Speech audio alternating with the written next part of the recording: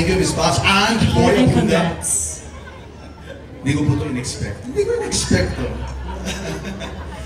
Thank you, PMPC, sa pagbigay ng award na to. Of course, thank you to GMA7, sa mga boss ng GMA7, Ms. Annette, Ms. Cheryl, Ms. Joy Marcelo,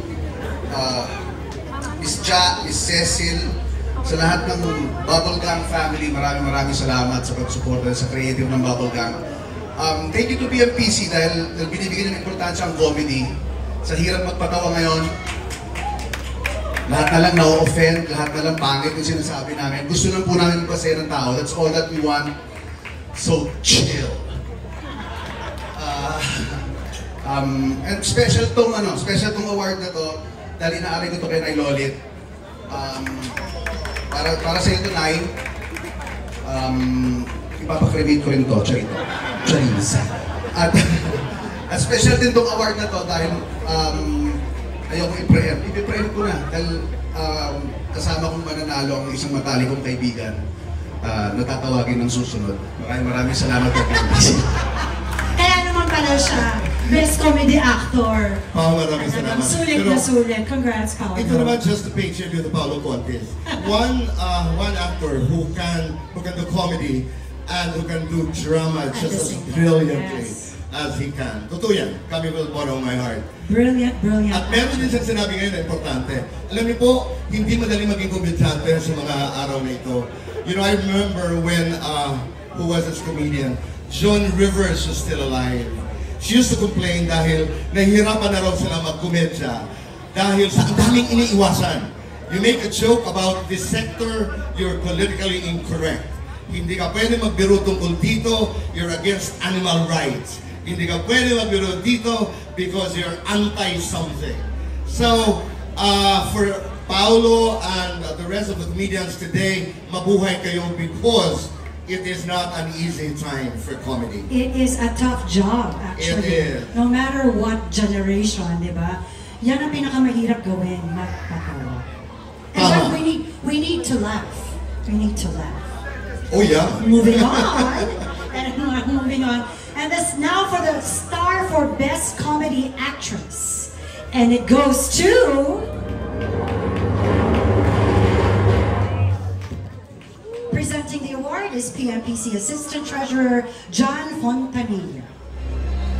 Sandali naman, Best Comedy Actress. Charisse Solomon. Charisse Solomon. GMA7.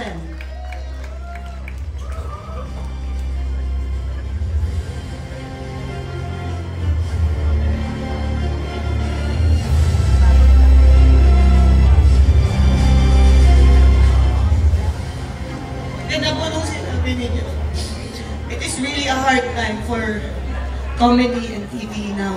Pero lalaban tayo kasi kami po hindi na namin tinitignan kung ano yung makukuha namin. We just work because we love our jobs. We work for our families. Makes us happy to make people happy. And that's what we need right now in the world. Una sa lahat, gusto ko po pasalamatan siyempre si Lord and PMPC. Maraming salamat po. Ito dyan, siya po naka-discover sa akin. Siya pa ang unang-una kong ina sa showbiz. Hindi ko po yan makakalimutan. And Tatay Romel Gacho na nagpumilit po sa akin sa Bubble Gang kasi ayaw po nila sa akin. Dati. Lalo na si Direk Cosme. Pero ngayon love na niya ako. Si Direk Oros, Malamit Nawa, sila po nagturo sa akin ng tinatawag na situational comedy. And syempre nandyan din ang #1 mentor ko, basher at critic, si Kuya Bitoy, and syempre si Contis. Ayan, talagang hindi sila madamot sa kanilang creative juices. Hindi ko lang yung sinasabi ko. Siyempre, salamat po sa GMA family, sa Sparkle family, Bubble Gang family, para sa inyo to. Happy 30 years Bubble Gang. And my Pepito and Your Honor family. And siyempre, ang pinaka-love kong family, Vincent and my kids, ang mga superpowers ko.